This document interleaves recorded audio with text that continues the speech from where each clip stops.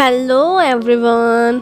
Episode number 2 इस तरह से स्टार्ट होती है कि केओ और तियान दोनों शॉपिंग करने के लिए ग्रोसरी मार्केट में जाते हैं और यहाँ पर वो दोनों इकट्ठे जब शॉपिंग कर रहे थे तो बहुत सारी ग्रैनीज जो कि पहले से केओ को जानती थी वो लोग गॉसिप्स करने लगते हैं।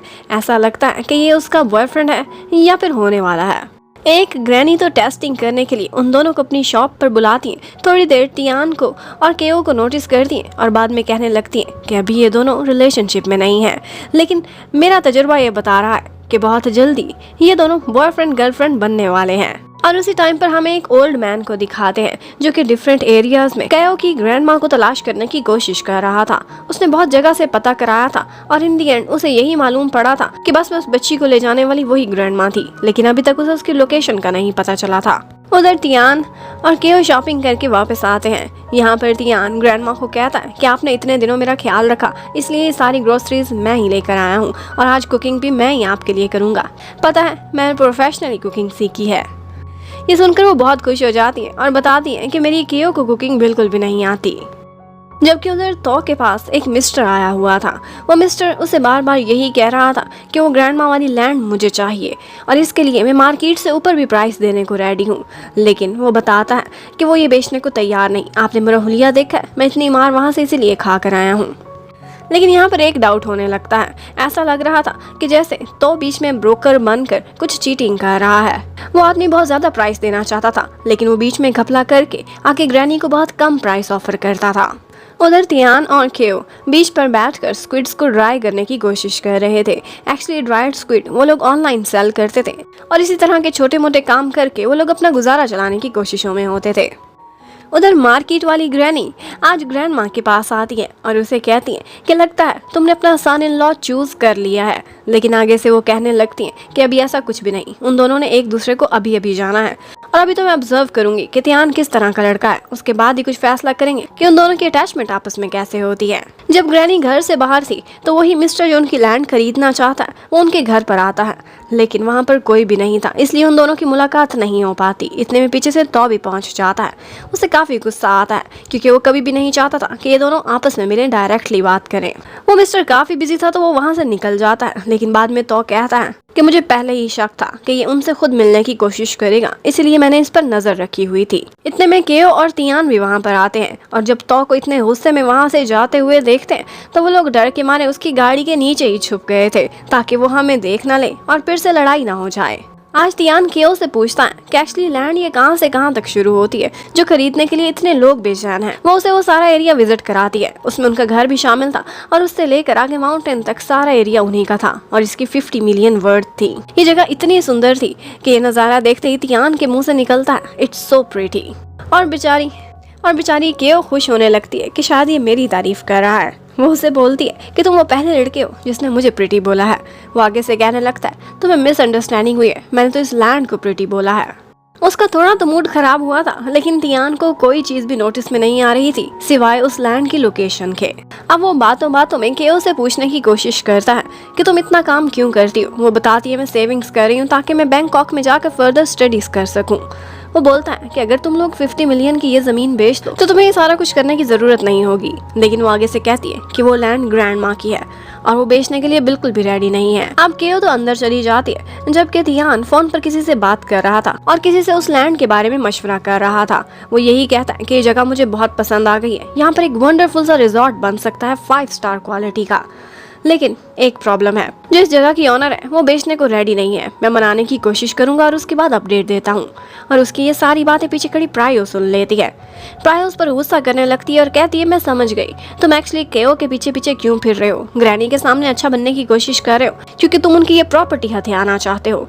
तुम बिल्कुल भी डिफरेंट नहीं हो, तुम तो जैसे ही हो। लेकिन आगे से तियान उसे चुप कराता है। इतने में केओ भी आ जाती है। वो केओ को कुछ भी बताती उससे पहले ही वो उसे वहाँ से लेकर निकल जाता है और फिर उसे वार्निंग देने के लिए अपने गुंडे वाले डैडी के सामने यही पूछते हैं कि अगर कोई केओ को धोखा देने की कोशिश करे तो आप क्या करेंगे। वो स्क्विड उठा कर पटकते हैं, कहते हैं मैं उसे ऐसे मारूंगा। ये देखकर तियान बेचारा एक दफा तो डर गया था, लेकिन इन दी एंड शामत तो बेचारे अंकल की ही आती है क्योंकि उन्होंने डेमो दिखाते दिखाते अपनी मम्मी को 1-2 दफा लगा दी थी। अब उसके बाद केओ तियान को अपने साथ कुछ लैंड्स दिखाने के लिए लेकर जाती है क्योंकि उसे पता था कि यहाँ ये बिजनेस करना चाहता है। वो एक जगह बीच के किनारे उसे लेकर जाती है, लेकिन पता चलता है कि ये लैंड तो पहले ही सोल्ड आउट हो गई है।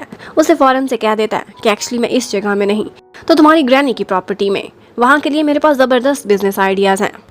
ये सुनते ही एक दफ़ा तो केओ को बहुत गुस्सा आता है। वो कहती है कि तुम कितने मीन इंसान हो, इसीलिए हमारे घर पर ठहर रहे हो क्योंकि तुम नानी की ज़मीन खरीदना चाहते हो। लेकिन आगे से तियान उसे याद कराता है कि ऐसा मत सोचो, जिस वक्त मैंने तुम्हारी हेल्प करी थी उस वक्त मुझे पता ही नहीं था कि तुम्हारी कोई ग्रैनी भी है और ये भी कि तुम लोगों की कोई लैंड भी है। मैं तो उसे मार्केट वैल्यू के अकॉर्डिंग खरीदना चाहता हूँ, अगर वो बेचना चाहे तो।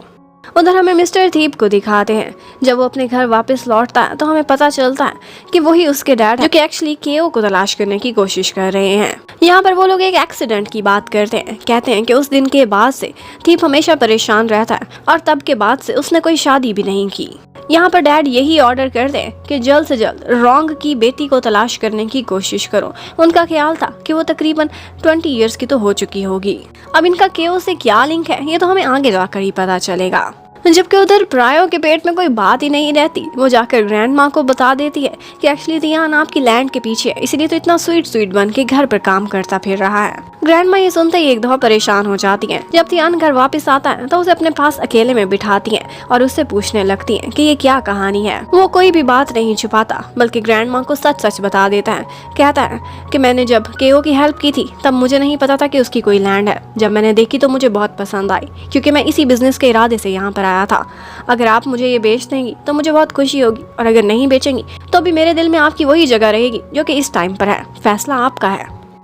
अब जब प्रायो वहाँ से वापस जाने वाली थी तो वो तियान की आंखों में आंखें डालकर उसे बड़े चैलेंज करती है कि जैसे उसने उसे रंगे हाथों पकड़ लिया हो कोई स्कैम करते हुए। उधर तियान केओ की डायरी देखता है। वो लोग ड्राइड स्क्विड बेचकर थोड़े बहुत पैसे कमाते थे। वो सोचता है कि इनका छोटा सा बिजनेस है, इनको अंदाजा ही नहीं कि इनका बिजनेस यहाँ पर कितना ग्रो कर सकता है। अब नेक्स्ट मॉर्निंग तियान पूरी हेल्प करा रहा था केओ की, जो ऑर्डर्स उसे कल रात आए थे उन्हें पैक कराने में। उस बेचारी ने अपनी पार्ट टाइम जॉब पर भी जाना था। उसे नाश्ता करने में देरी हो रही थी तो वो उससे कहता है तुम ये फिक्र ना करो, ये मैं कोरियर में भेज आऊंगा, तुम जाओ नाश्ता करो और काम पर लग जाओ। ग्रैंडमा भी नोटिस करती हैं कि ये लड़का कितना स्वीट है और इतनी हेल्प करता है हमारी। वो केओ से पूछती हैं कि तुम इसके बारे में क्या सोचती हो, तो वो सिर्फ इतना ही कहती है कि मैं इसको इतना ही जानती हूँ जितना कि आप जानती हैं, इससे ज़्यादा कुछ भी नहीं। अब ग्रैंडमा थोड़ी देर सोचती हैं कि उन्हें फ्यूचर में क्या फ़ैसला लेना है।